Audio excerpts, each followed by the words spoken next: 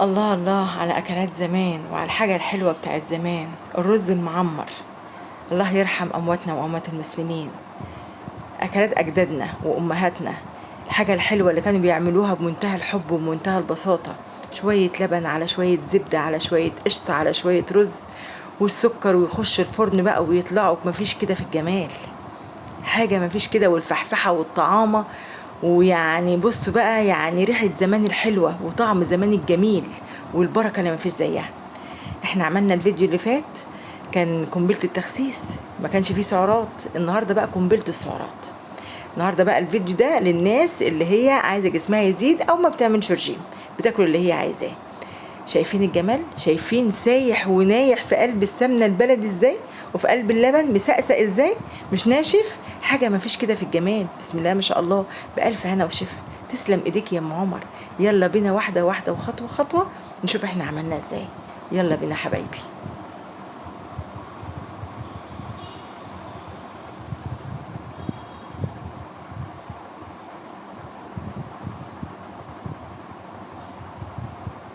بسم الله الرحمن الرحيم، والصلاة والسلام على أشرف المرسلين سيدنا محمد وعلى آله وصحبه أجمعين. اللهم أتنا من فضلك ورحمتك فإنه لا يملك إلا أنت. النهاردة هنعمل حاجة جميلة قوي، حاجة من أكلات زمان الطعمة الجميلة، مريحة حلوة، اللي بتحسي ان البيت فيه روايح زمان الجميله الطعمه. عمايل امنا واحنا داخلين البيت كده وراجعين زمان واحنا صغيرين من المدرسه ولا من الجامعه. ده 2 كيلو لبن، وده 400 جرام رز. طبعا انا هنعمل النهارده الرز المعمر، عشان بس ما تحتروش احنا هنعمل ايه. فهنعمل النهارده الرز المعمر. الرز المعمر ده انا بحب اللبن البلدي، ما بحبش اللبن المعلب بصراحه. احنا عندنا هنا بنت ربنا يبارك لها بتجيب لي اللبن، بتجيب لي الزبده، بتجيب لي البيض، حاجه من القرى هنا حوالينا. بصراحه حاجه ما فيش كده، ربنا يبارك لهم في حاجتهم. حاجة اللبن عبارة عن قشطة صافي، بسم الله ما شاء الله.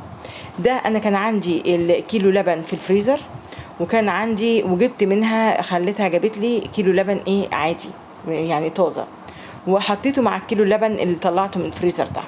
هنحطهم يغلوا مع بعض كده لحد إيه ما نشوف إحنا بقية التفاصيل وهنعمل إيه.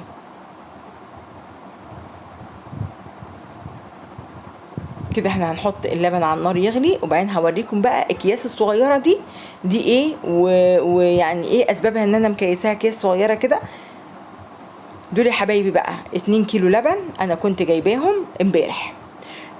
حطيهم يغلوا على النار، وبعدين نسيتهم ونمت. انتوا عارفين الجو نار.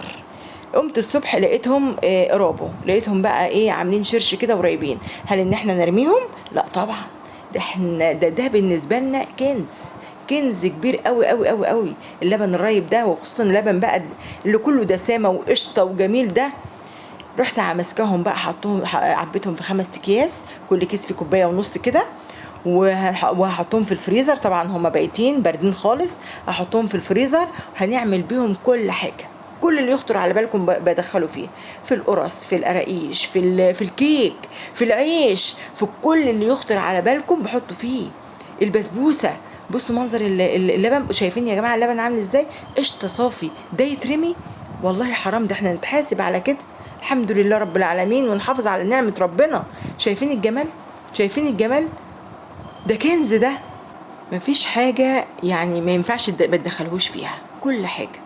يعني انتوا عارفين في مشروب تركي اسمه عيران، انت ممكن تعملي بيه العيران التركي اللي هو بيتعمل بالرايب وسنة خفيفة من الملح. المشروب ده الناس مفكرة انه مسكر، لا لا لا، ده مشروب فيه سنة ملح خفيفة مع الرايب. المشروب ده حلو ومريح للمعدة قوي قوي قوي، ومع الاكلات ومع اللحوم ومع الحاجات دي بيبقى خطير بصراحة. هبقى اعمله لكم في يوم باذن الله. هعمله لكم مع اللحم بالعجين اللي هو الحوش التركي ان شاء الله باذن الله. الفيديوهات الجايه دي هنعبيهم بقى اللي هو اللي احنا فضلناها، نعبيه تاني في كيس عشان نروح بقى ايه نرصهم كلهم في الفريزر. ووقت ما انا اكون محتاجه يعني كيس منهم، اطلعه احطه في طبق زي كده واركنه لحد ما يفك خالص وياخد حراره الغرفه، واروح مستعملاه في اي حاجه انا عايزاه، في معجنات، في حلويات، في كل حاجه. يا جماعه ده كنز، اوعوا تفرطوا في حاجه زي كده. وبعدين اللي يحافظ على النعمه ربنا يزيد من رزقه ويحافظ علينا. ويعمر بيوتنا بكل الخير، إلا النعمة والحفاظ عليها. والله العظيم اللي افترى ما فيه وراه غير الفقر. نصيحة من أم لبناتها ولإخواتها. طبعا ده بقى الرز، ده 400 جرام رز. هنمسكه بقى نغسله غسلة حلوة، ونروح نقعينه وراكنينه لحد ما اللبن يغلي. هيركن بتاع مثلا 10 دقايق ربع ساعة لحد ما اللبن يغلي، وبعدين ايه يكون ايه نقع شوية كده، وبعدين ايه نظبط كل حاجة. دي الصينية اللي هنعمل فيها الرز المعمر. الرز المعمر وجماله، بعشقه يا ولاد، جميل ولا ريحته ولا طعمه. هنا بقى الصينيه دي اللي هنحط فيها بقى الرز والسمنه والسكر والقشطه، ونقلبهم لخبطيطه كده على بعض بقى، ونصب عليهم اللبن. ادي طلعنا كمان القشطه والسمنه البلدي، وادي اللبن غليناه كده. هنصفي الرز ونحطه بقى في الصينيه. خليكم كده بقى معايا واحده واحده عشان اوريكم طريقه رحمة الله عليها ويجعل أرضها الجنة ومسكنها الجنة برحمة ربنا سبحانه وتعالى، أمي وجميع أموات المسلمين. تعالوا ما أوريكم طريقة أمي في عمايل الرز المعمر. الله يرحمك يا أمي. ده الرز بعد ما اتنقع بفضيه وبصفيه خالص أهو. ده 400 جرام على 2 كيلو. خليكم بس كده، هو يعتبر 2 كيلو وربع، لأن الطبق القشطة ده يعني إيه داخل له في ربع كيلو. ده وش لبن، القشطه دي وش لبن. وش اللبن بقول لكم اللبن ده بتطلعوا منه معجزات. لبن سبحان الله، اللبن ده اللي خرج من بين اللحم والدم ده، يعني معجزه من معجزات ربنا سبحانه وتعالى. طلعي منه كل حاجه، فرطيش في نقطه منه في اي شيء، رايب مش رايب هو كنز في كل احواله. دي بقى السمنه البلدي، هناخد منها بتاع نص كوبايه كده او فنجان حلو يعني اهو، نحطها على الرز. خلي بالكم بقى من ايه التكات اللي جايه دي. التكات دي بقى السر الخطير في الريحه والطعم، الاصل بتاع زمان. طبعا اللبن سخن، فانا ايه حطيت فيه الكبشه كده عشان السمنه اللي فيها نستفيد منها. كل ده هينزل على بعضه في النهايه. ده يا جماعه ربع كيلو سكر، كوبايه رز حلوه كبيره. بصوا بقى بقول لكم الريحه طالعه، لسه ما عملناش حاجه والريحه طالعه مفحفحه اهي. تقلبي بقى السمنه بالسكر، السمنه البلدي كده بالسكر، وادي طبق القشطه اللي هو وش اللبن اتحط عليه هو كمان. طبعا والدتي رحمه الله عليها كانت بتعمله بقى بقشطه بلدي، يعني زمان بقى، والخير بتاعنا كان كتير كده الحمد لله لحد دلوقتي، اللهم لك الحمد يا رب، ويزيدنا من نعيمه.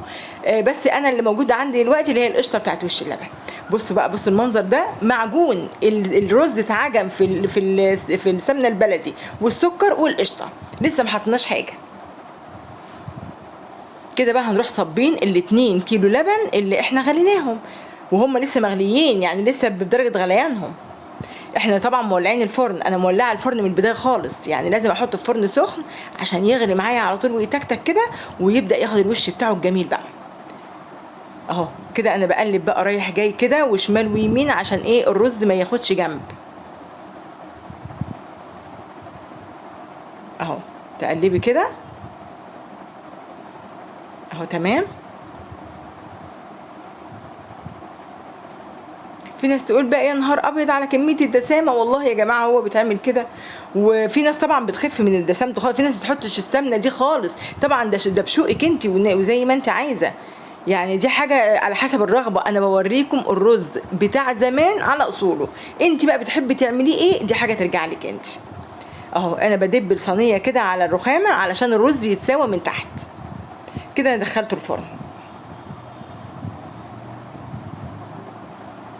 ننظف بقى كده حوالينا ومكاننا، دايما خلي حواليك نظيف، تحس براحه نفسيه وانت واقفه. كفايه علينا الحر اللي احنا واقفين فيه بصراحه، الايام دي صعبه قوي. وانما انا عارفه انا بقول لكم ايه هنا، والله يا ولادي واقفه عماله اشرح وابدع في جمال صينيه الرز المعمر من كتر ما انا بحبها.